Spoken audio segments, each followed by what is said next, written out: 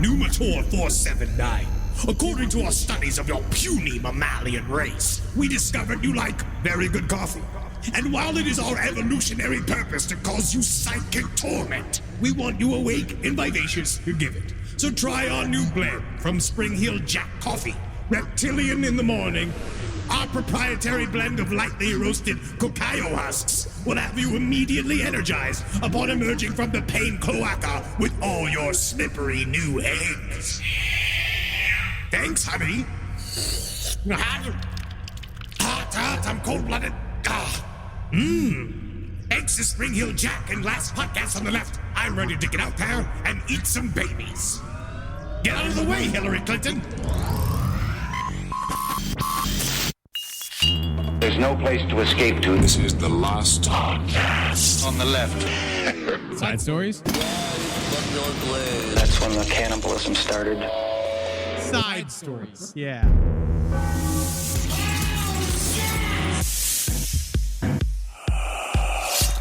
You got it. Anything you want. You got it. You got it. Anything you need. You got it. You got it. Anything at all. You got it, friend. Baby. You got it. So the prodigal son has returned. Marcus Parks has deigned to come into the Side Stories studio, which is what it is when it is not currently the last podcast on the left studio. I requested He did. to come on this show. He did. I requested this week. He did. And he was like, where am I? What do I do? Right? But he was good because he's having difficulty with his dogs are fine, by the way. I want to bring this up. He did go to the vet. We know Julie, his wife, had to jump on Instagram after he talked about Rambo eating the entire taxidermy crocodile head. And he was shitting out teeth, and everyone was getting upset because they were like, oh, you didn't call a vet. But Julie's his wife's father's a vet. They called him. He said, as long as shit's coming out the front and the back of a dog, you're fine. Yep. Isn't that weird? As long as it's coming in and out. But I'm glad to have you back today. Yeah, I'm very happy to be back. And you know what I think we should do? First of all, this is Side Stories. I'm Henry Zabrowski. I'm sitting here with Marcus Parks. Hey. Yeah, and I actually do think that we should start, not seriously, but our hearts go out to the people in Baltimore. Oh, God. With what the hell is going on with this bridge collapse. Jesus we know Christ. what we know now about this bridge collapse is that there was some form of electronical malfunction on the barge that was coming underneath the bridge. The one thing about the bridge, which is like there was, I think something like 20 people are dead. We don't know what the number is yet with the bridge collapse. Last I heard, there were 6 missing. Yes, and there's a lot of people talking, obviously conspiracy theories immediately jump out, but I honestly think one of the biggest issues with this is explaining how like that bridge was allowed to be at what I believe was called fracture fail. Like there's like this term that they use where essentially one loud fart would take down this very, very crucial bridge. Yeah, and then this, very busy, very, very busy bridge. and then it all came down. So this barge was coming through from Singapore. There was electronical malfunction on the barge. It crashed into one of the pylons that support the bridge. They call it a partial collapse, which I think is spin like crazy. It was I woke up this morning and I walked out. Carolina was already awake and had the news on. I'm bleary-eyed, and the very first thing I see when I wake up, I turn to look at the TV and I see a bridge collapse. Yeah, well, oh, cool. Oh, Fucking awful. Is this new mushroom coffee? Like, ooh, yum, fun. Oh. No, it's one of my biggest fears is I hate driving over bridges. We all do. Yeah, and this thing just collapses. It really does collapse. We're watching the video right now. We love Baltimore so much. We do. It's one of our favorite, it's one of our favorite cities in America. The entire bridge went down. This is not a partial collapse. No. I'm watching the entire bridge collapse into the river. This is not a partial collapse. This was also the only route for hazmat waste material to leave the city. Jesus Christ. So our hearts go out to Baltimore. We love that city. Can't wait to come back, which we are going to do, and we're not taking the bridge. So we're going to have to get there by helicopter. But you guys, I hope that everybody is okay. And unfortunately, I hate to say this, but at least it happened at night. Yeah. It happened in the middle of the night, around 1:30 in the morning, which probably saved a lot of lives, which is also, but still, It's extremely tragic. And Marcus is actually getting on a train tomorrow to go help. And so he said that because he wants to go by train. He wants to see the country. I want it to take 6 days. He wants it. Because I don't think no one's in any hurry to get this thing fixed. No. I'm going to take my time. He's going to, his main thing, what Marcus says, is he wants to be there to help emotionally after the fact. And he said mostly he was weirdly saying he's got a hotel room. It's going to be in the downtown area, La Quinta. He's looking to talk with single mothers. Which is really interesting. But honestly, it's nice for somebody to sort of really focus on the single mother. Really focus on the single, because there's going to be a lot of people in Baltimore affected by this. I really do. And seriously though, like it's going to, it may end up killing shipping in Baltimore permanently. Well, it's definitely not going to be back for a minute. So I hope that Baltimore is okay, and avoid bridges. That's a good way to, is that a good way to start the day? A good way to start the day. Avoid all bridges. As many as you can. We need help. The country needs help. We need to get in there. You know what we need? What? The Avengers. But I'm not talking about the actual superheroes. Robert Downey Jr., Chris Hemsworth, the other guy, Scarlett Mark Ruffalo. Johansson. Not him. I actually think that he's too big of a head after Poor Things. I think he's a great actor. Yeah. I think he's a great actor, but I don't know. He's not my go-to guy. I actually think that Robert Downey Jr. would be very helpful because he's the most not a Scientologist, but could be a Scientologist guy in terms of energy and effervescence. He's a chameleon. He can kind of get in anywhere. Be anything. Yeah. And it's like it's the way he changed, because remember he was like sleeping in people's homes? Yeah. Before Iron Man. Yeah. Yeah. Couch surfing. Yeah, it was awesome. Yeah. But he would break into people's houses and shit. Yeah. I miss old Robert Downey Jr. He used to break into people's houses? Well, I didn't know about this. It was when he was like really off the rails with drugs, when he was fun. Back when he was like a fun guy. Yeah. All right. So you came in here today. Do we want to start with why you're here today? I mean, I texted you at 9 a.m. on Sunday morning. You did. And I woke up. I was like, oh, God, what has happened? Is this bad news? Yeah. But it wasn't. It wasn't bad news at all. It was a story that Carolina told me about. This story is incredible. It's terrifying. It's strange. It comes out of New Mexico. Health officials say new HIV infections have been linked to a salon that performed so-called vampire facials. Okay. Almost 5 years after the business closed. And what got me was the term vampire facials. So have you never... See, what's funny is that I am with my beautiful wife. Yes. She loves all forms of, like, she does IVs. She does all this stuff. I'm pretty certain she's mostly still my full organic wife. But at this point, she could have been replaced by chemicals. Another being. I don't know what goes in and out of her, right? But she has done these vampire facials before. These things are insane. I mean, basically what they do is they take blood from your arm. I also believe that my wife would be just as beautiful without them. Yeah.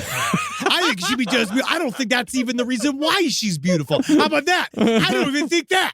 All right, I think she keeps it tight. She's working hard on it. Yeah, my wife was horrified to find out that her dermatologist does these. Oh yeah, of course. These things. This is a legit treatment that people do, but you're supposed but you're supposed to be licensed. Oh well, yeah. You can't just be a guy. You can't just be like, yeah, I'll get your blood out, sticking it back in your mouth. It's okay if I do it with my own mouth with a straw. So what people do is they draw blood out of the arm, and then they put it in a sort of centrifuge, and it separates the platelets from the plasma, and then they take those platelets and they put them in a bag, I think. And they take. They're not like plates. They're goop. They're other goops. I'm pretty certain. Yeah, you put it in a bag. Yeah, you put goop in a bag. Yeah, you put goop in a bag. You don't put goop in a cup. You can put goop in a cup. But if you put the goop in a body, you got to put the goop in a bag. Yeah, I mean, I guess so. It would be nice to have a bag. It would be nice to have honestly, it would be nice to have a cup because that's reusable. Yeah, that's true. But you can reuse a bag. Nigga, wash it out. Then you dump the stuff in the goop. Dump the goop in the fucking garbage can. Continue. So they get these micro needles and they put a bunch of tiny little holes all over the person's face. And then they take this blood, these platelets, your own blood, and they smear it all over your face and let it seep in. It injects in. It goes into your blood. Now, my thing is that how are people getting HIV? Because it's supposed to be coming from your blood. Mm-hmm. I would imagine that people...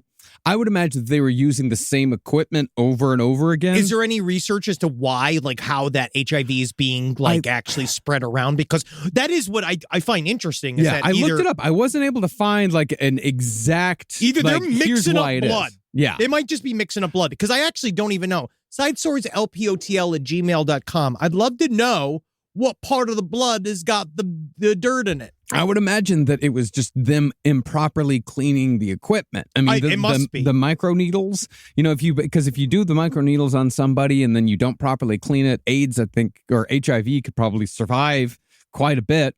And then the next person gets the microneedles and then they get HIV. SideStoriesLPOTL@gmail.com. Do you do microneedles? We actually have a lot of, I believe the term is estheticians in the audience. Like my friend Heather. What's an Natalie esthetician? Somebody who works with skin. Dermatologist? Like, it's not dermatologist, someone who does, I believe, lumps and fucks and comes.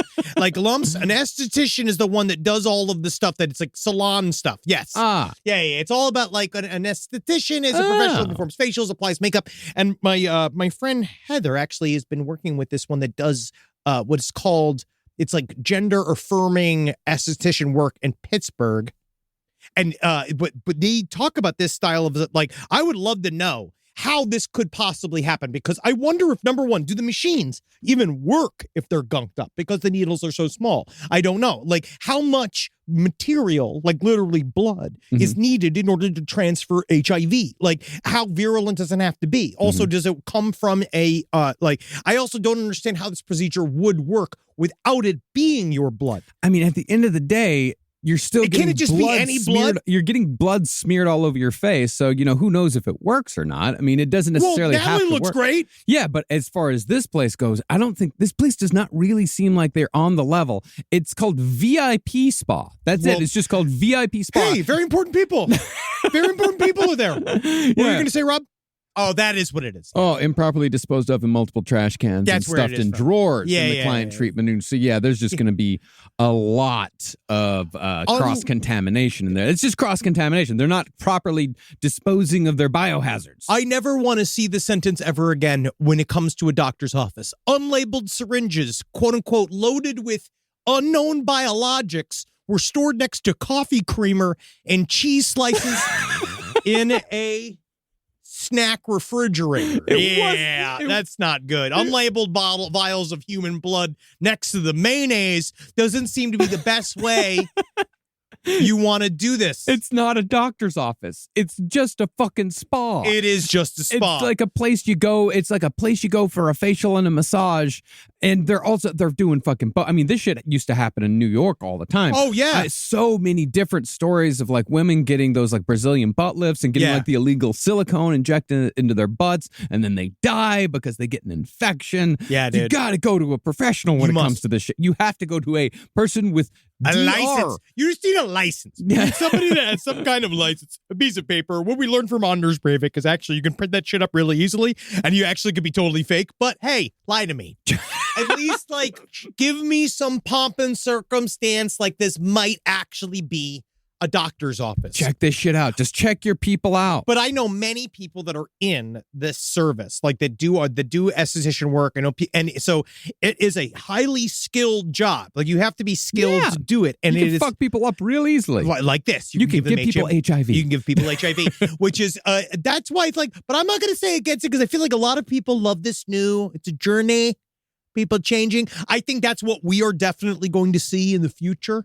In terms of how humanity is going to change, I think trans metropolitan is probably still one of the most accurate views of like how humanity will progress through the future and the way we identify ourselves and what we do. So I love when people fuck with the way they look. Sure. I'm hoping we get llama people. Like I want llama people. I want cheetah people. I think that's fun as fuck. Oh yeah. Spend a day as a dolphin. I dream about that fucking panel. Yeah. I want you, because I love that. Because I think that's kind of where we're kind of expand our minds.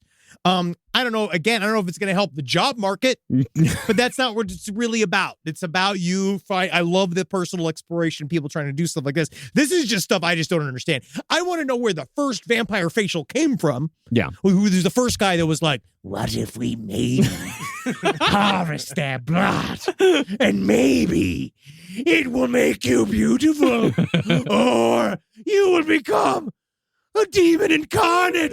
I don't know who does it. Oh, Dr. Barbara Sturm did it. Oh, wow. Well, I mean, just do the same thing that you did. Just do it with a German accent. You'll be fine. The blood helps stimulate collagen production, which can reduce fine wrinkles, scarring, acne scarring, and brown spots. Yeah, if you put it in German, the blood helps stimulate the collagen production, which can reduce fine wrinkles, scarring, acne scarring, and brown spots. We have found a final solution for your own skin. No, this is a very, it is interesting. That's interesting. I don't know why. Yeah, I don't know how we got here. It's because I for some reason got fascinated with this shit at 9 a.m. on a Sunday. Not you. I'm talking about the fucking vampire facials. But hey, whatever makes everybody happy. Yeah, whatever you got to hey, do. I'm down for it. Whoever wants to do it. Women love pain. And maybe not just women do this, but people who like beauty like to hurt. You have to.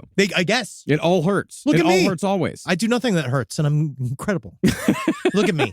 I'm aging like a pecorino. My God, man. I went to a store a couple of days ago to get some new t-shirts. I went to a thrift or a vintage store to get some t-shirts. Okay. Well, yeah. I'm wearing one right now. It's very nice. I like this shirt. Cool Yeah. It's good. Right. Screaming. But I went into the dressing room. I took some shirts in there with me, and one of them was a little youthful, let's say. I was like, I could maybe pull this off. I just showed you in the makeover episode, you can be youthful. I don't know, man. Because that's the thing. I put this shirt on, and it was like kind of like a low cut, and it had like a bunch of skulls on it. Okay. And it was like super cool. I was like, man, this is like something I totally fucking wear like in my 20s. Like, let me check this out. Yeah. And I put it on, and I looked in the mirror, and for the first time ever, I saw a 40-year-old man.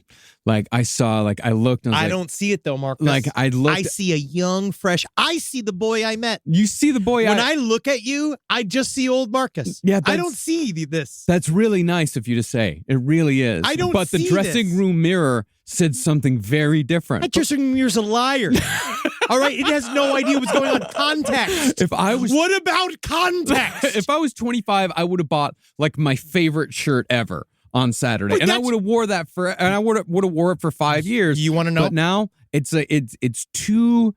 You really you can age gracefully, and I'm gonna be one of those guys. I'm gonna age gracefully. I'm not gonna turn into a fucking Johnny Depp type where I'm wearing a weird hat with a bunch of feathers on it. Mark it, Rob. Can we isolate this? Not wearing a vest and a bunch of necklaces and a lot of rings and hats. I think the rings and the hats are a lot. I think rings and hats are a lot. Yeah, they're really a lot. But I can't be that guy. I gotta. I'm gonna give you a piece of advice. I gotta dress gracefully. You are already. And I'm going to give you a piece of advice that I'm learning. All right. This is specifically to the men out there.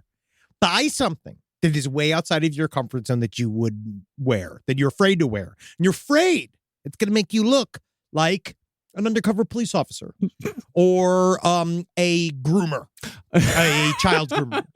But I was going to say a desperate aging man. Yes. Yeah. Yes. We have many examples. We're in Los Angeles. I know. We're in the capital of desperately aging men. I did not want to be one of those. No, of course not. But what I say is you take something slightly outside of your comfort zone. You put it in the closet. Give it like a year. Mm-hmm. One day you'll just pop it on. You're wearing it. You're used to it. You've been seeing it in the closet a lot. I've done that so many times. And then you just pop it on. I just keep staring at it. That's what I do. Staring at it all the time. I just make a choice about something stupid. And then I make a choice. I wear it out and I see how people react. I see how my wife acts, and then I mostly what I do is if I like my comedy, I'm shooting for 50% approval, right? That's really all I got to get to. Yeah. Is once I'm at truly 51%, sure, then I'm locked in because then the 49% that don't get it, fuck them. Yeah, then go fuck. Yeah, because they're fucking stupid and they're wrong. I'm right. With the majority hanging in there. Not a silent majority, very loud, speaking to me, engaging with me, having others engaging with others, all bringing communities together, engaging, thinking about me. True. That's how it is. I'm down. Every day. Not going to buy that shirt. That's fun to do. Live from your grave. All right, so we got some more stuff. I want to do the story up top because Rob, I'm doing this one. Top, we're like 40 minutes into the show. Jesus Christ. How long have I been talking? How long have we been doing this? 20 minutes. 20 minutes. Okay, 20. All right, 20. Yeah. Now, I specifically chose this story because Rob's from Long Island, and I feel like this is a good thing. You guys, we all miss New York a little bit. Yeah, I do. I'm feeling a little Been bit missing it a lot recently, lately. But this is going to remind you, this is a little piece in New York. Now, this story I love. Woman once charged with selling sex as a hot dog vendor arrested on stalking charges. Now, this lovely lady, Catherine Scalia, 57. I'm being sarcastic. But this lady is really fun. This is before she was bad. So I just sent you a link. Now, I sent you a link, Rob. We're going to play this real quick because I just want the audience to hear what we're dealing with here and who this woman is. Catherine Scalia, she was called the hot dog hooker after she attempted to offer lap dances in her front yard on Long Island. This is from 2014, right? This is the first thing that starts, right? Yeah. And so Hot Dog Hooker is a very 2014 headline. Love Yeah. Hot Dog Hooker. From 2016, Fox 5, she got rearrested again for offering lap dances from her futon in her front yard in Long Island. Now, this is a clip from the Fox 5 interview with Catherine Scalia. So you can just understand who this woman is and what her life goals are. A Long Island woman who became known as the hot dog hooker has set up shop once again, but outside of her East Rockaway home. All right, and once again, she's offering more than just hot dogs. Here's Carrie Drew. Get a wiggle with your wiener. Showing You her may breasts. remember the name Catherine Scalia. We first told you about her nearly 4 years ago when she became known in the press as the so-called hot dog hooker. Scalia sold hot dogs out of a trailer dressed only in a bikini and was busted for offering sex to an undercover cop. I solicited an undercover officer. I didn't know that was going to happen. I told this guy to come to my house. I'm going to do a strip. We're going to have fun, and you're going to go home, and that's going to be the end. I didn't know I was going to be in cuffs all over the news again. At the time, she was sentenced to 7 days behind bars. When I gave the undercover cop the lap dance, I had pants on. And when I did it, Then she only shows. all I showed him That's all she was shows. this. The very top of her breast. I didn't even go topless. Now Scalia is at it again. They're real.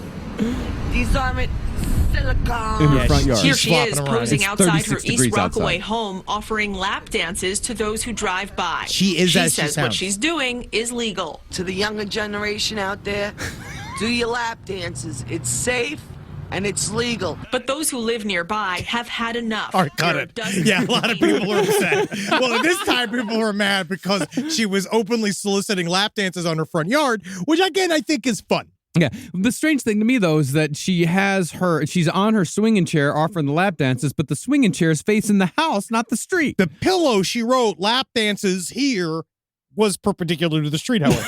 That was more of the bulletin board that was bringing people in. Now, Catherine Scalia is a pip. She's a bit of a pip. I mean, That's- Rob, does that make you homesick? It reminds me of my family.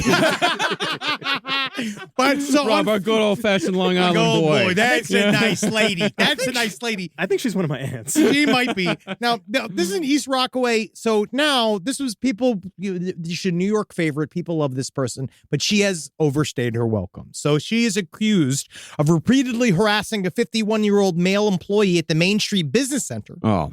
And at his home. Main Street Business Center? What the fuck is that? It is probably, have you ever been to a good old-fashioned upper New England area strip mall cyber cafe? That is exactly what this is. This is a cyber cafe where a man is running a cannoli-based... God knows what this guy is doing. He's doing cannoli insurance outside of this Main Street Business Center. Now... Okay, yeah, they do drop-offs. It's like just a FedEx, UPS. It's just a man who's living there. Now, this man doesn't want to say anything, but I do believe the man might not be of necessarily American descent. This man came out, he came into, this woman's come into the store and has now exposed her breasts multiple times to him. And then also made many anti-Semitic remarks to him about the business in general. Now, the one thing about the job is the man says, I have told her multiple times to stop coming to my home and my job because it is stressing me out and it is not good for my mental health, the victim said. I am afraid that her showing up to my job and acting the way she behaves will get me in trouble with my boss, and I fear I could lose my job. So, because she keeps showing up, saying stuff about, like, essentially, the man that she's stalking is not Jewish, but the people who run the business are. And she said a bunch of weird shit, and apparently she's coming by 10 to 15 times a day to show him her breasts and then yell at him. Public nuisance. She's becoming a real public nuisance now. I don't know. It sounds that sounds like a service I'd pay for. Show me your tits. Yell at me. That's a fine line when like from local character to public nuisance, because usually that's the things. Like usually from local character to public nuisance. Usually it's when the anti-Semitic remarks start coming. That's when it goes in. Okay, public nuisance. All right, public. All right, now we got. It is not a fine line, friend. She started. There's plenty of local characters that aren't anti-Semitic. She started public, right? Like, that's the thing, is that her stuff, I'm like, wow, she's got some good old-fashioned Long Island boobies as well. I love her. I don't mind, except for now that she's bad, I don't like her. I liked her then. I liked her when she was just I liked her when she was just a hot dog hooker. Yeah, now I don't like her anymore. Same thing with David Icke. But it was like, this woman came, she is a flirt.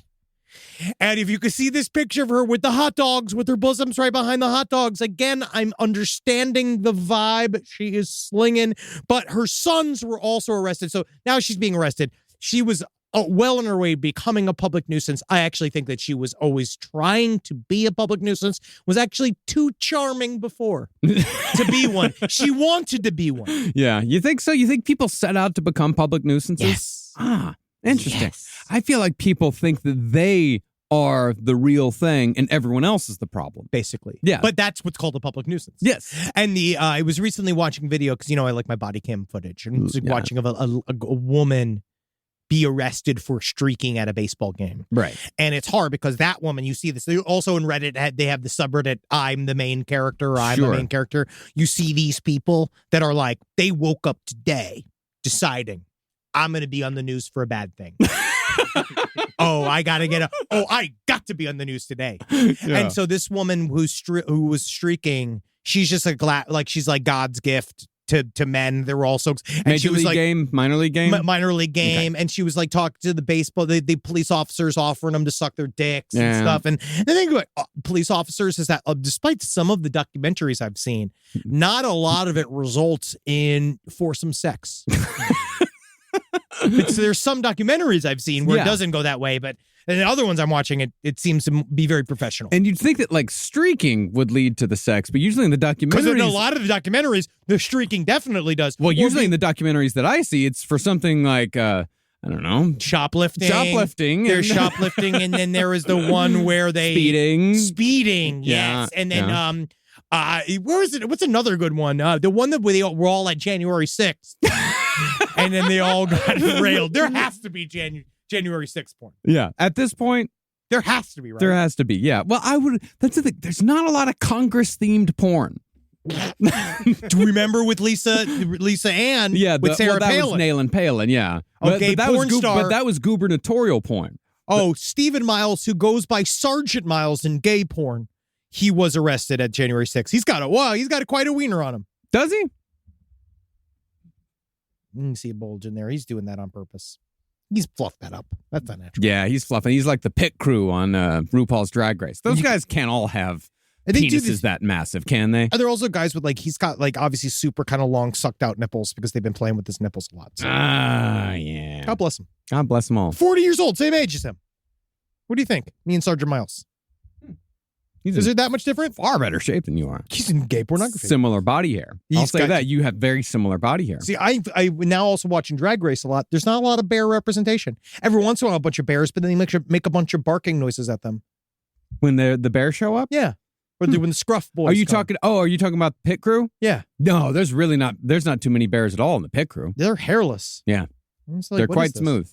They're being very ignorant. Because I think hair makes a body interesting on a man. And a woman, I guess. Mm-hmm. Many ways. And my body is quite interesting because it's hairless. Well, your bottom half isn't. No, it isn't. But that's what makes it interesting. The saturness. It's very interesting. Just explore him. He's like a book. Now, this next story is another one that I got sent a lot. This is one I don't particularly understand. but it's more like this is one of those sounds like a Last Podcast on the Left story, but it's really not. But it's interesting to explain. Okay. It's the guy that had he has this rare disorder that he causes people to to see people's faces as demonic. Yeah. He can't see it he only sees it in real life. People have an extended long, weird mouths, furrowed brows, fairly racist eyes. And that he sees people as demonic. I guess he apparently had some kind of bacterial infection. He also had a head injury when he was trying to pull on the stuck door of his pickup. He fell back and hit his head on the concrete. So there was a lesion on his brain. By the way, they could tell how he sees people as different as a bunch of demons is that he looks at pictures of humans on a computer screen or printed out, and he doesn't see the demon faces. But then when he looks at people in life, he then describes what he sees to the doctors, and then they drew it. Well, he says that it really only works for him because it's different for everybody who has this disorder. It really only works if the faces are moving. If the faces are static, he doesn't really see anything. But if they're moving, then yeah. I mean, the way they look, it was described by our editor Ian as Oblivion characters. Yes. Yeah, like characters from the video game Oblivion. With a come to daddy, come to daddy. They look like Aphex Twin people. Yeah. Or it looks like if, you're fucking around with like the smudge function with, on Photoshop, it looks a lot like that too. It's kind of cool in a way, but it's unsettling. Let me see if I can pronounce this. It's called prosopometaphorphasia. Let me see if I can do it. Prosopometaphorphasia. Prosopometamorphose. Morphopsia. Morphopsia. It's the more. Prosopometamorphopsia. PMO. PMO. They put PMO right next to it. PMO or PMO. One more time. Prosopometamorphopsia. I think I got it. Rare. And thank God it's extremely rare. Extremely rare. Because it's the last time we're going to say it. Yeah. It's a neurological disorder of perception. It causes faces to appear distorted in shape, size, texture, or color. So I would say this to all of our listeners. I think it's important. We have a lot of guys that have experimented in hallucinogens. I have, we've a lot of people that have had extended visual hallucinations due to bad medication or like just straight up being cuckoo bananas for a while. It happens to all of us. Sure. But my main thing is take a picture. Take a picture and then see? If you think you're seeing something, take a picture of it and look on the camera and see if you see it on the camera. Do you tell the person that you're looking at what you're doing? No. No. That is my other big caveat. So do not tell them. So you first have to come up with an excuse for taking their picture. Oh my God, I want to remember where we had this lunch. Take a picture. That's a free one. And then you take a picture and then you can then look and see if they are transforming. Just allow yourself the grace to say, maybe it not demon, maybe it Kelly, maybe it my friend Julie, maybe it not demon. I jump to conclusion it demon because I see long scary smile face. I assume demon face, demon eyes. But then I look upon the picture, it is not demon. And then you're fine. Yeah. And then you can get back to your lunch. Well, you better. Or that, but then I do understand then you'd be pretty distracted. Yeah. Because now you're sitting at lunch, trying to eat your salad. Every once in a while you look up and you see, come to daddy, come to daddy. I don't think it's going to be good for you. Because this guy too, Victor Schauer, who this is happening to, this is also, I feel for him. Because what he said. For a second there, you stayed in demon voice. You go, who this happening to? Who this happening to? This man who he is not a demon. He is not a demon. He is a man. He innocent victim. All right? Now, according to their ears, noses, and mouths are straight back. But this is what he said. My first thought was I woke up in a demon world. God. You can't imagine how scary it was. Yeah, I can. Because I wake up all too obvious knowing for a fact that we do live in a demon world. But I don't have the excuse of propomorphomorphous and umbesnikas. I don't have that excuse. Yeah. All right? All I have is the fact that the truth has peeled back my eyeballs permanently. Yeah. I can't even go outside anymore. I'm with you, bro. I'm living in a devil town. Yeah. I didn't know it was a devil town.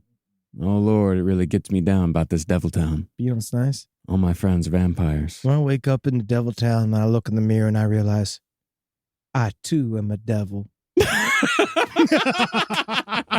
is very scary. Actually, that's not a good realization either. Because if you wake up in a devil town, go to the devil travel agency and say, I gotta go. I gotta leave out of here. Demon? I know I'm conversing with the demon, but I do not know. Can the demon add this to my Sky Miles account? But yeah, that's a nothing story. Yeah. Well, it's a guy who had a weird, and he has the name of a man who would have this syndrome, Victor Schirra. Well, it's hard because it's such a bad luck thing too. Yeah. It's a bad luck thing to happen to you. Hi, my name's Victor Schirra. I see demons. I see demons everywhere I go, but I cannot see them in pictures.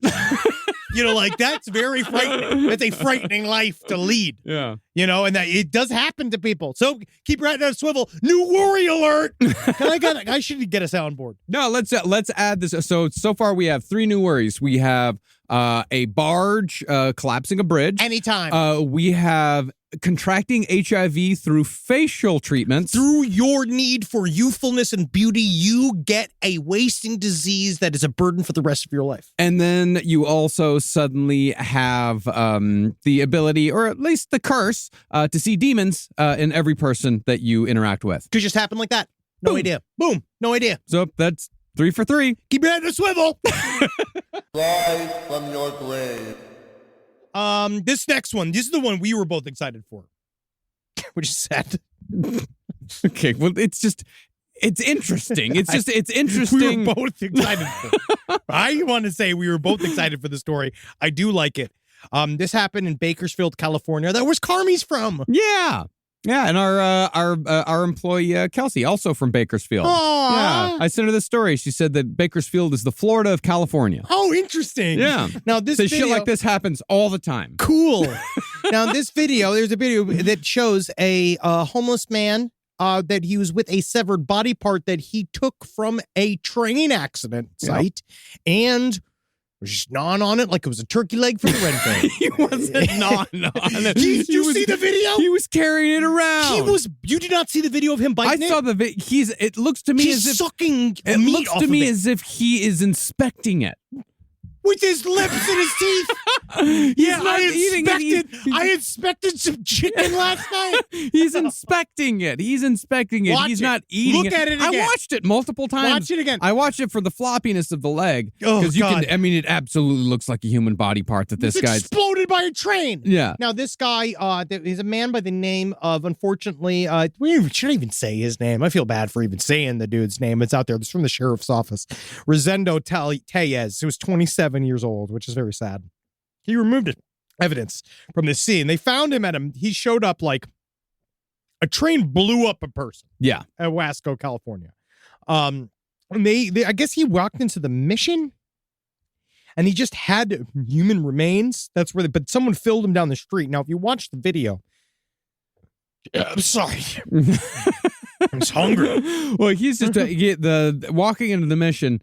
That was a different guy in Bakersfield who showed up with a fucking appendage. Yeah, he found another. That guy showed up with the hand. Yeah, he found a leg. All right, so now if you look in this video, now watch this. Here, you want to blow this up, Rob? It's just so you can see it, because I want you to see. So they see this man. He's a little bit frightening. He's looking agitated. He is in disheveled dress. He has, again, what looks like a big sloppy burrito in one hand, but for some reason it's blurred out. Right? Like we can't really see the extent of it. It's kind of got stuff hanging off, like strings hanging off it in a way. And then he is eating on it.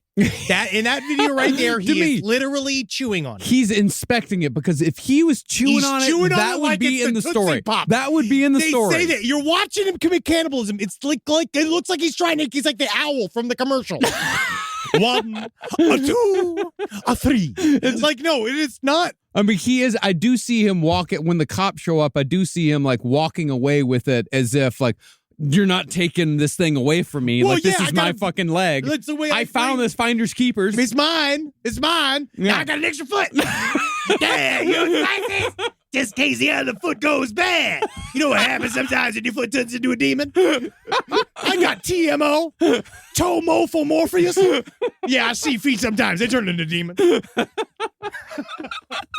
This is the second time this year, and it's March. It's March. This year it's is March. It's March. This is the second time that a body part has been removed from a crash scene. The executive director of a local mission in Bakersfield said that somebody brought a hand to the shelter 3 weeks ago, just days after a train hit a pedestrian in East Bakersfield. However, all body parts were accounted for in that train accident. Where do you find that hand? No one knows where the hand came from. I feel like the story that we're not talking about in this is this train intersection and what in the living fuck is happening. A lot of trains go through Bakersfield. Yeah, a lot of trains go through a lot of places. This is the most stories I've seen in one go. In terms of like a 3-month stretch, multiple people. Side stories, lpotl@gmail.com. I'd love to know how many people are hit by trains each year. I think train accidents are more common than we may think. And they may also be suicides. Yeah. Yeah, you're right. Well, according to, pedestrian railroad accidents are the leading cause of death on railways. Yeah, I don't think it's murder mystery. More than 7,200 pedestrians have been killed by trains since 1997. Wow, in 2022, 954 people died after being hit by trains, an 11% increase over from the year before. But I feel that if you're one intersection, right now, that means 3 people in the last 3 months, that's 1 per month, have been hit at this train. You are assuming that hand came from a train accident. Where else is it going to come from? Is it going to fall from the sky? Like, it's at the place where there's been other... I'm just saying there's a lot of bodies in Bakersfield. According to results, right? If you think about the idea of causation, I mean, obviously, normally in logic, causation is technically, I believe it's a fallacy. The idea that it's always like you can't always look at the previous and expend. It's Hume. Causation is not correlation. Necessarily, right? But at the same time... Or is it correlation isn't causation? I don't care. But I do find interesting is the fact that if you, in my mind, if there's been multiple people that have exploded at this train intersection, it would, in my mind, would say that is from a previous human exploding on a train track. Well, you are assuming that it's the same intersection, and it's not. I mean, that's the mission that serves that area. It's 2 different areas in which the it's train not hit. the same intersection? It's not the same intersection, no. What are you saying? I'm saying it's the same city. It's the same city. Bakersfield's very large. It's not large enough for multiple people to die on this many people. I just feel like it's a high percentage across the country. If 954 people died across the country in 2022, and then 3 people, I'm just assuming 3 already have died in just this. I mean, I don't know. Bakersfield has 500,000, almost 400,000 people. It's got 400,000 people. Less than Fresno. But I'm still saying this still shows that an impressive amount of people are getting hit by trains in Bakersfield. I wonder if Fresno I feel like Fresno has a lot of trains going through. 66 people died in accidents at highway railroad grade crossings in Bakersfield. Huh. Wow. And that's out of 66 out of 250. See, that's a lot, I think there's just a lot of trains running through Bakersfield. So you're saying the trains are the problem, that there's too many trains? You put enough trains in a populated area. I think trains are the safest way to go. They're on a track. They're the track. You know where the train is going. It's super easy more to you know avoid. where the train's coming from. It's super easy to avoid a train. Then they pulled up. It goes chugga chugga chugga chugga chugga chugga chugga really for loud. miles. Yeah. For miles.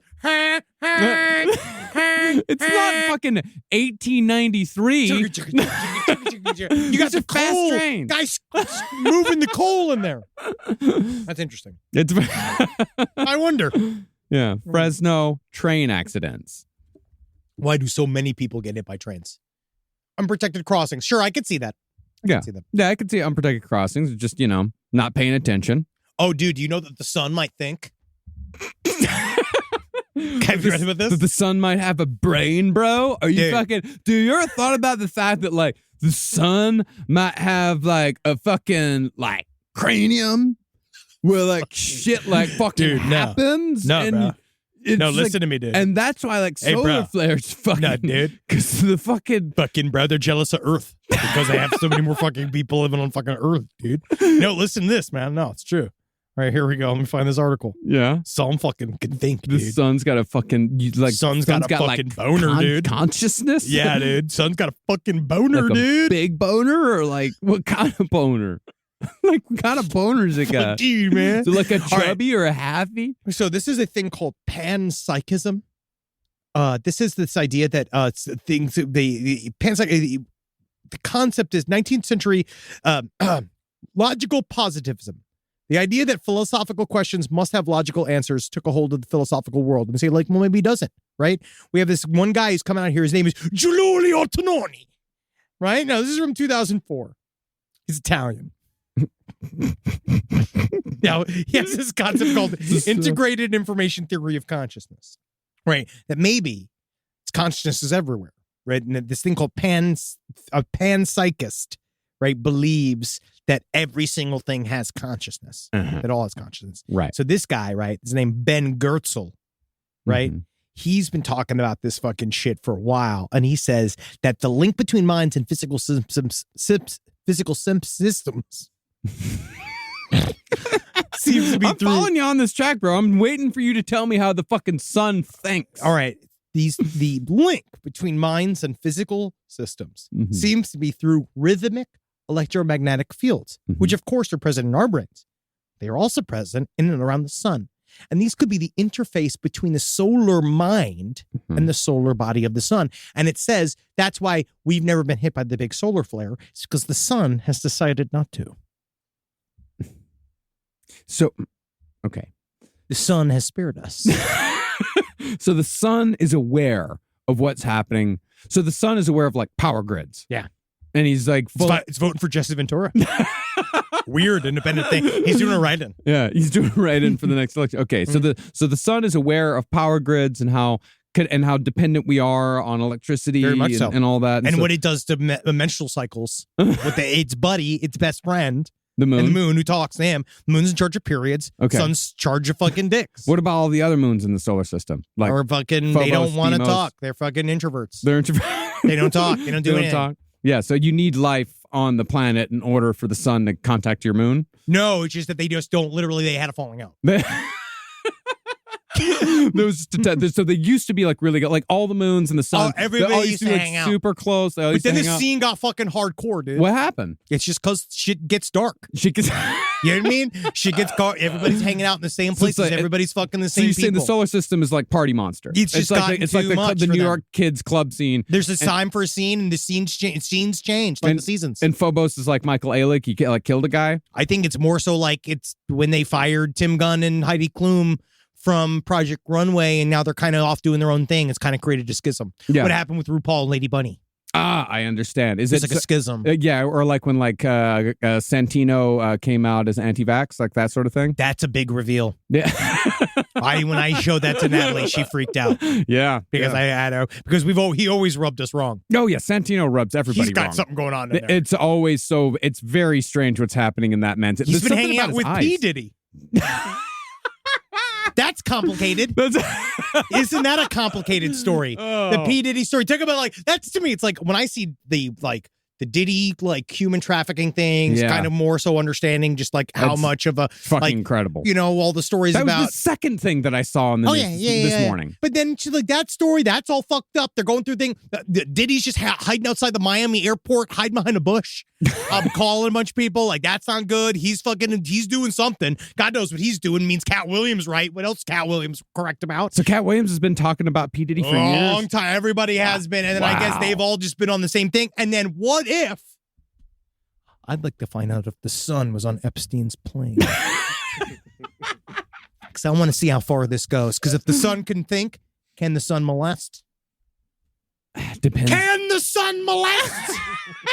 Side stories, lpotail@gmail.com. Can the sun molest? If this is the time to come forward, if you are indeed a victim of the sun, which is the center of I want a cold space for you here. Please. Yeah. Let us know. But yeah, no, I think that they're all hanging out. I don't think Diddy. I think Diddy did bad things. Yeah. And then there's the shooting in Moscow. Big news. It's incredible. I mean, incredibly huge. We're not going to embrace. We're not going to talk about it. No, because I don't know how to do it in a way.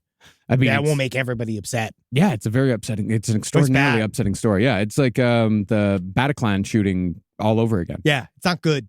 Nothing's good. But you know what is good? We're going back on tour. This is a good time for a plug, I think. This is a really good time. JK Ultra. See you in North America. That's right. All right. Where are we at? It's time for mail. It's time for some listener fucking emails. Yeah. Come on. Yeah. Yeah. Yeah. Yeah. I think Lil Wayne's fine. Yeah. Right? He didn't do anything. I don't think so. I think no, he's no. Yeah, there's stuff. Is there There's stuff? stuff on him? God. Okay. Who can we like? Willie Nelson. Yeah. This is tax evasion. And that's as American as the flag, man. Yeah. I would say, well, no, Snoop Dogg killed a guy. Snoop Dogg did kill Dr. Dre threw. You know who we can like? Eminem? I'm not sure. Ooh, man. Yeah, fine. yeah. He's fine. I like him. Okay. I said that, I like him. But again, who do you like though? It's more so who do you like? I think that we can like no. Wow. Dead air. Full on dead air. Trying to figure out a single unproblematic person that we can name off the top of our heads. I would imagine that most of A Tribe Called Quest is pretty great. You know who's great? Who we can all agree on that's wonderful? Andre 3000. Yes, we can. Andre 3000. Yes, he is a curious man. He serves art wholly. He is a beatific presence on stage. Andre and his 3000. generosity as both an intellectual and as a heart-forward artist is unparalleled. Exactly. As Chuck Klosterman said, Hey Ya was the last thing that all of America agreed on. Love him. We haven't agreed on anything since then. So maybe if Andre 3000, I mean, come back to hip hop. We love the flute, but come back to hip hop. I mean, we love the flute, but yeah, he needs to find himself before he finds us. I won't saddle my needs on him. God, no. No, let the man do it because that album is incredible. All right, here we go. So first of all, while Marcus is here, I think this is really appropriate because this is the nail in the fucking coffin. Yeah. To this conversation about birds versus Godzilla. And this is the last time I'm bringing it up because this is literally the last word, and it is what our fucking listeners are the best. Yeah. Now, I love this letter. Yeah, this is from listener Jess. Thank you so much for this. This is absolutely the last word. Like, this is the experts. This is it. The experts have weighed in. Have spoken. And it's done after this. Now, I'm reporting in from GaryCon, the convention that honors the life and work of Gary Gygax, co-creator of the original Dungeons & Dragons game. In attendance is Mike Merles, lead designer of the current and previous edition of D&D. He's got his own Wikipedia page. It's great. I asked him to weigh in on the Godzilla versus birds from the birds as we had just been hotly debating it the night prior over drinks. He has given permission for me to report his official ruling on this incredibly important topic. While the stats given to Godzilla are not official and were fan-created homebrew, Mr. Merles is of the considered opinion that by the rules of D&D 5 5th edition, several thousand birds, such as ravens, could indeed defeat Godzilla, or at least do enough damage to drive him away. The reasoning, confirmed. A bird would have to roll a natural 20 attack in order to hit Godzilla due to his high armor class. Approximately 1 in every 20 attacks would roll the required 20, critically hit, and do additional damage. Thus, 2,000 birds would land about 100 critical hits, and so on. That's in a probability perfect world, though. Right? The birds are small and nimble, often able to avoid large, clumsy, telegraphed attacks from the kaiju. Making a concerted group attack with a goal in mind, the birds would almost certainly dive bomb into Godzilla's soft, fleshy eyes where they would do the most damage and ultimately, if not kill him, blind him Though they would perish with each such attack, he reminds us that in D&D, all creatures, no matter how strong, have a weak spot. Yes. And that would likely be the spot to hit Godzilla as it lacks scaly armor. I believe I may have brought up that point. Yes, and blinded, Godzilla's ability to attack or defend would suffer, and he would likely flee back into the ocean or trip and fall. If he stuck around, eventually enough birds would continue to dive bomb into his eye sockets, into his brain, and over time kill him. Now, my one thing is, can I ask this? I want to ask this to this guy. If you can get this guy, a hold of this guy, all right? Tell me who this guy is, right? What happens? Why do the birds get to choose? On what level are the birds conscious in their actions? What is natural? Are we allowed to play the birds? Birds as NPCs? Would they naturally know to attack Godzilla at its scaly eyes? Does it exist as such? Would these birds being, and then again, if it doesn't roll the critical amount of critical hits, will the birds then be destroyed? You just said that this is the final ruling, and now you're asking a lot more questions. A lot more questions. It's never done. The digging is never done. However, I will, even though it does say that this man is saying... It's more from a curiosity. This man is saying, and this is an expert saying that, the birds could take down Godzilla. I will, however, have to stand by my initial ruling because it was 400 birds versus Godzilla. That's why. Not several thousand. That's why we know. Yeah. That's how we know we were right on our show. But I am just really, really excited that this debate has continued on and that we will, this is the magic of this. When I'm thinking, though, it's next year, we've talked a little bit about this, about what we might do for the March Madness next year. Because now we might be doing more, we love doing it yearly. Yeah. But next time, I think we're going to bring it down to earth and make it more regular powers and get more deep in the, we'll figure it out. Get a little bit more and actually do it with 20-sided die. God, that would be cool, wouldn't it? I think. Wouldn't that make everybody think that we're the coolest? I think everybody would think we were the coolest if we guy. did that. Who's the coolest guys ever in the world? maybe we could have a DM come in and help us. That could be nice. We can talk about this. Yeah, we do know we know some very talented DMs. We do. All right, this next letter. This came in response to our David Icke series when I was asking about what is the specific mental problem with people that view conspiracy theories and they can't read something as allegorical. They must take it specifically. You must take it literally. Literally. I'm a political science PhD student at WSU, currently doing research on the political psychology of conspiracy theories, political violence, and radicalization in America. Loving the David Icke series. Nice.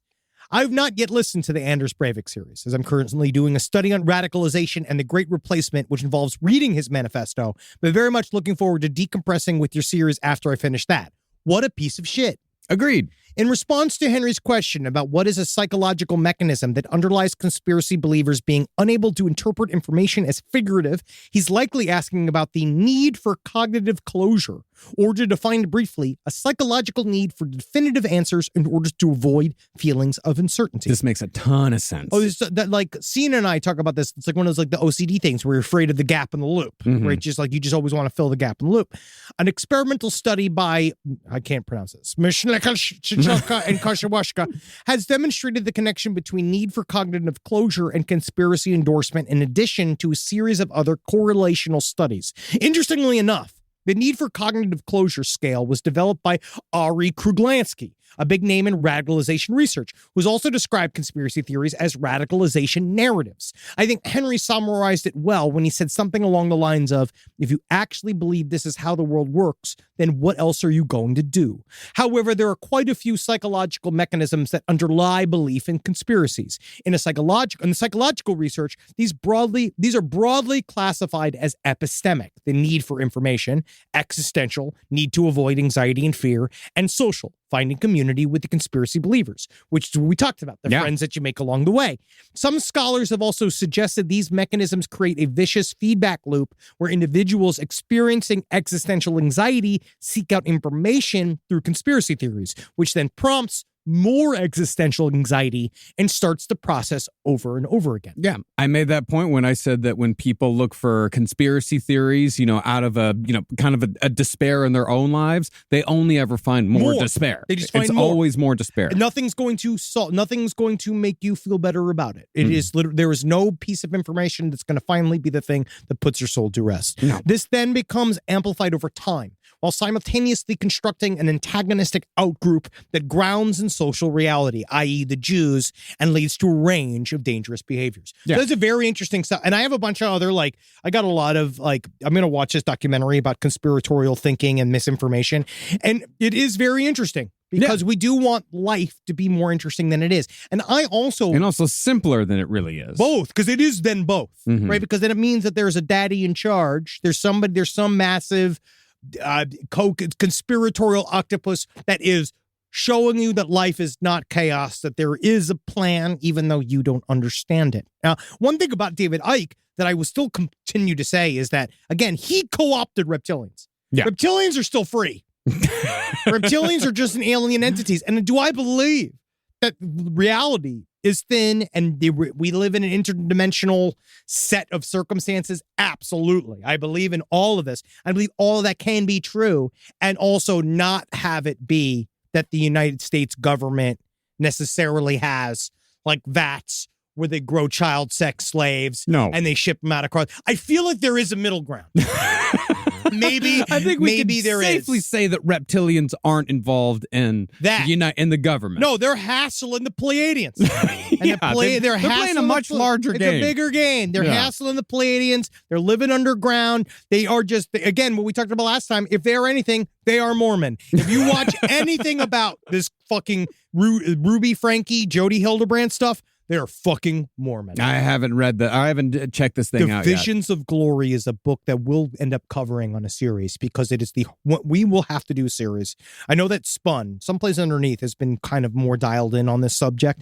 They're all obsessed with this one guy. I got to find out the proper name. Natalie told me it's in the book. I'm going through that they believe is the rightful prophet that should be in charge of the Mormon church. Ooh. But this guy is he's not good. Yeah, I would imagine so. I imagine he's fucking awful. Everybody involved in it is bad. And it's written under a pseudonym. Do they know who wrote it? Yes. This guy named John Pontius wrote it, but then he wrote it also as a pseudonym. He wrote it as a pseudonym, but then he basically it's the story of this guy that died and had a near-death experience. And then he had 3 separate near-death experiences, and each one told him a chunk of the future of Mormonism and the world. And these guys all want it to happen. And what does it involve? Polygamy, child brides, all the worst shit. All the bad stuff. Yeah. All the bad stuff. And none of the good stuff. Like what? But you know what I mean? Just not the normal stuff. Smiling. I guess. They smile a lot. They have that. I honestly think that should not be theirs. The good smiling? Yeah. I think they should get smiling. I mean, they can share it. With who? All of us. Oh, love every day. Like Mormons owe you a smile. Yeah. Live walking around. If you see a Mormon being like, where's my fucking smile today? Where is it at? Don't hassle the Mormons. Where's my fucking smile today, Mormon? Don't hassle the Mormons. And then laugh buying them lunch. Right? Because buy a Mormon lunch and flip them back to the other side. Yeah. Show them a titty. Show a Mormon. We get the hot dog hooker. Just show breasts. Her well-formed 50-year-old Long Island breasts. To these Mormons, we could flip them. Come on. It's a lap dance. I had my pants on. It's not a crime. I had my pants on. Yeah, she. You know who's? I only showed her my top half of my boobies. I love that lady, except for the anti-Semitism. Except for the anti-Semitism. Now she's bad. I like. Yeah, the old now she's like, local character is great. Public nuisance, bad. Yeah. Can't encourage it. Yeah. Cannot encourage it. Can't encourage public nuisance. This has been another episode of Side Stories, and what an incredible episode it's been. Hadn't it been? Go to patreon.com/lastpodcast on the left to see us do this in person. You'll see other things. Go to twitch.tv/LPNTV to see all of our wares or Twitch wares or streams. On a YouTube channel. We're going to be doing a No Dogs in Space live stream this Monday, Great. April 1st. It's actually going to be our anniversary. Oh, cute. Yeah, real cute. But not your marriage. No, dating. Oh, whoa. That doesn't count anymore, buddy. You know what? That's the thing. I think Not after marriage. It doesn't count anymore. that's the thing. It's not going to count until the end of until our marriage anniversary, our wedding anniversary this year, because in November it'll be our 5-year wedding anniversary. Then it kicks over. And then it kicks over. But until we hit the 5-year wedding anniversary, the dating anniversary still like counts as like a special day. It's just, I think it's just because it's for us, it's a very easy date. It's like April Fool's Day. Will always be like our, like, you know, the day we went on our first date, and we're together from then on. We had to choose to change our dating anniversary because it ended up being the same day her parents got married. My Natalie's parents got married and they got divorced. You could say it was 9/11. Yeah, God. You know how horny I am on 9/11. You never know when they're coming for us here. All right, well, yeah, I guess that's it. Go see us on tour. LastPodcastOnTheLeft.com. Go get those tickets. Can't wait. It's going to be fun as fuck. Yep. Click tour, click the date. Click it on the buy thing tickets. and then get the thing. Actually, Right? it's under, I think it's under shows. I'm not tour on the website. You'll figure it out. If you can't figure it out, then I don't know how you're going to get out the door to come to the show. Hail Satan, everyone. Oh, yeah. Okay, goodbye, buddy. This show is made possible by listeners like you. Thanks to our ad sponsors, you can support our shows by supporting them. For more shows like the one you just listened to, go to lastpodcastnetwork.com.